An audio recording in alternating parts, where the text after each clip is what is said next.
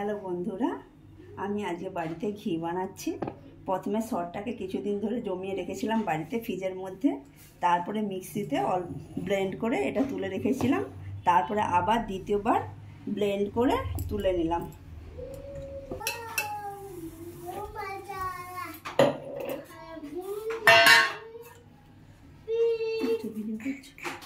এইভাবে মালাইটা আলাদা করে তুলে নিলাম।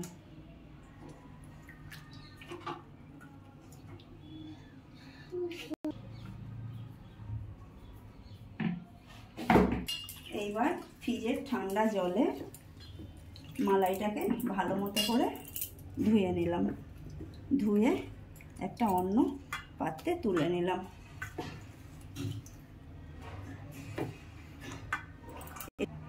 আর একবার ঠান্ডা জল দিয়ে ফ্রিজে ধুয়ে নেব।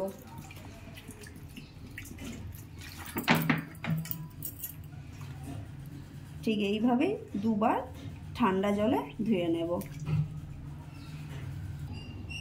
বাটারটাকে ভালো করে ধুয়ে নিয়ে কড়াইতে দিয়ে দিলাম।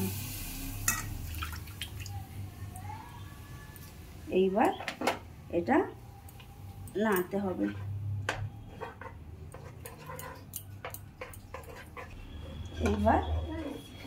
এইবার এটাকে নাড়তে হবে। না নাড়লে নিচে লেগে যাওয়ার চান্স থাকবে। এটা এইভাবে নাড়তে হবে।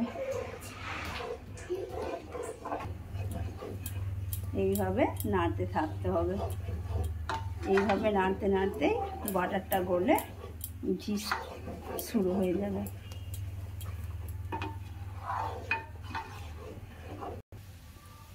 দেখুন বন্ধুরা, কিভাবে আস্তে আস্তে বাটার থেকে ঘি তৈরি হয়ে আসছে। ঘিটা তৈরি হয়েই আসছে, আর একটু বাকি আছে। আপনারাও এইভাবে বাড়িতে সহজ পদ্ধতিতে ঘি তৈরি করুন। ঘিটা প্রায় তৈরি হয়েই এসেছে। এইবার আমি গ্যাসটা অফ করে দেব।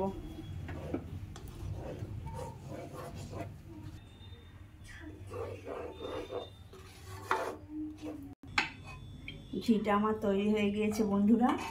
এইবার আমি ঘিটা এটা কাঁচের জারে ঢেলে নিচ্ছি।